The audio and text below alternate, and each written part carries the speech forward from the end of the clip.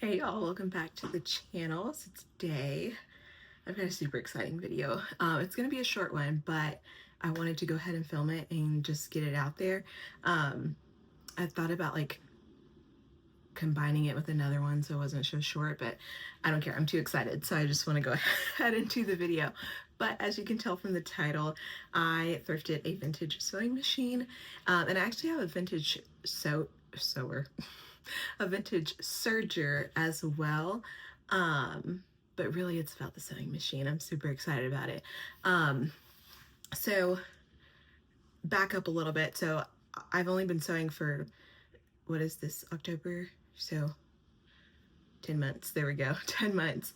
I got my sewing machine from Walmart. It's just the the entry level one.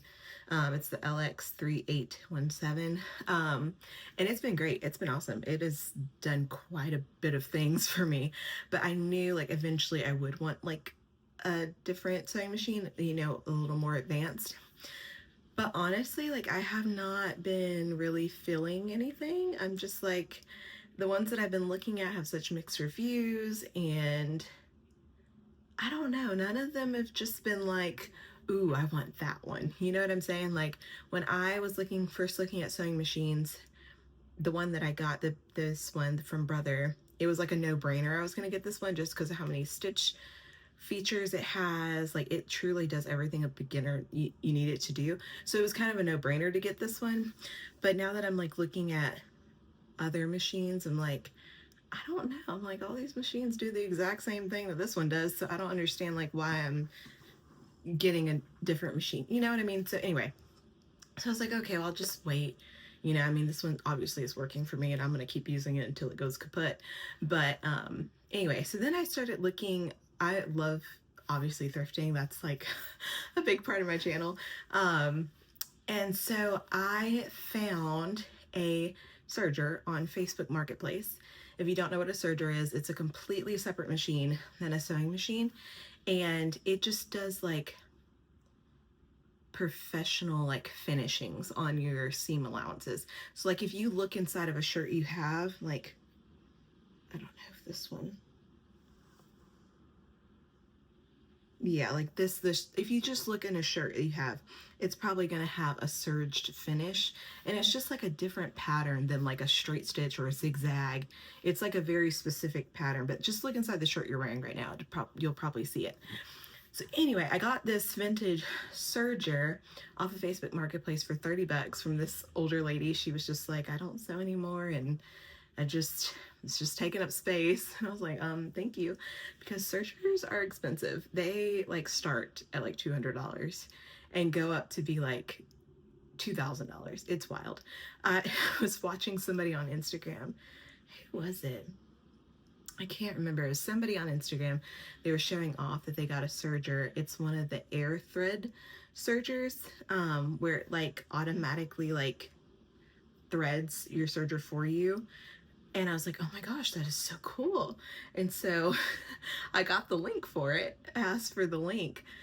Y'all, why was that serger like $1,800? It was like, oh no ma'am, like I can't, that's not in the budget right now. So anyway, I was like, I'll just do without a serger. I've been doing without one for this long, I'll be fine. But I got this one, so I want to show you it, and then we'll talk about the sewing machine in a minute. But this is the serger that I got. Okay, so this is the serger that I got. It is the Kenmore, I don't even know what, like I don't even know, but this is it. This is what I got. I have heard that this is a beast to, that it's a beast to thread. I'm trying to open this part. I think you just push it down, don't you? Oh, Lordy. Anyway, I can't even open it right, so clearly this is going to be fun to play with. Oh, Lord. Okay. Okay, like I said, this is gonna be fun for me. It's gonna be fun. It's gonna be fun, and it's gonna be fine.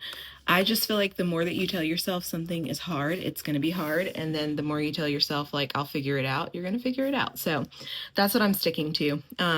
I did find the, I guess I can turn this back around on me. So, okay, so that's the serger I got. I did find a manual online for it, so I'm going to print that out because I think that would be helpful. If you have this serger, I will take any and all advice that you have on how to thread it. But yeah, my goal is to get this thing working because $30 versus like $200, $300, I will take it. So yeah, so that's like my 2026 goal is to get my serger working, so I don't have to buy a new one because I really don't want to do that. So anyway, that's the serger. Okay, the sewing machine. It's actually not upstairs, it's downstairs because the thing is heavy. Like, I would be interested to I should put it on a scale and see. That thing is like 30, 40 pounds at least. That thing is heavy. So it is still downstairs. We'll go down there in a second. But oh my gosh. So I found that on Marketplace, right? I got that for $30. I was like, okay, well, what if I looked for like a vintage sewing machine? Because like those are just like vintage sewing machines, like can sew through a brick wall. I don't know. They just seem so much better. I don't know. Maybe I'm not right on that, but I guess I'll find out. So anyway, I started looking on Facebook Marketplace for vintage sewing machines, and I found a couple, but they were a little pricey, and I was like, I don't think I want to spend like $200 on a vintage sewing machine. So anyway, I saved them, and I just kept looking. And then one day I was at the thrift store, and I literally, like, they have a sewing section in our thrift store, and it's always been like newer sewing machines. Like, they're all just like white and boring, you know, like the newer sewing machines, you know, like the Brothers and they're just like newer ones. They're not really older ones. But I turned the aisle and I saw color, and I was like, wait, that's not like a new sewing machine. I was like, what is that? And so I turned and I looked, and I found this amazing vintage sewing machine. It is a Singer Fashion Mate 257. I am so excited about it. From what I found online, they were made in 1970 and they were made in Italy, and that's about all I found on it. So I'm really excited. I found the bobbins I need for it. I also need to find some presser foots, but actually there's like a little section in the box that I haven't looked in because it looks a little creepy. I'm like, I feel like there's a dead bug in there. So maybe there's some presser foots in there. But anyway, all that to say, let's go look at the sewing machine. Okay, so here she is in all her glory. So I got it for $25 at America's Thrift. Is this not so pretty? It's like this beautiful, like blue greenish color. Definitely needs some love and care on it. But like all the knobs work, all the needle positions move. I mean, I wouldn't know about stitch width till I did it. And then the hand dial also moves it up and down smoothly. There's nothing catching. It feels great. And it did come with a foot pedal. So that's awesome. I'm very glad of that. But yeah, isn't it so pretty? I just think it is just so stunning. It's beautiful. I did read that it does need to be oiled. So I've like found all the stuff I need to get. I just need to get it. And I'm getting it off of Sewing Parts Online. Because they like guarantee, like, you can like put in the exact sewing machine that you have, and then it'll give you all the stuff that works specifically for that model. So if you guys have any other places that you like to get your things from for your vintage sewing machines, let me know. But yeah, this is it. This is my vintage sewing machine. I'm so excited about it. I can't wait to get it working and everything. This was the part that I was like, I'm kind of scared to look in here. Like, there's like dust in here and stuff. I'm like, is there gonna be a bug in here? But let me see. Oh, I actually already have some bobbins. Oh, perfect. Oh, there's some bobbins in here. Yep, class 66 bobbins. Those were the ones that I found that I needed. Oh, sweet. So there's already bobbins in here. And More needles, maybe? No. I don't know what that is. Does anybody know what this is supposed to be? I have no idea. Okay. Oh, that's the top to this. Just kidding. So there's some tailor's chalk in here. There's some threads in here. There's a yellow. This is a light. A light bulb?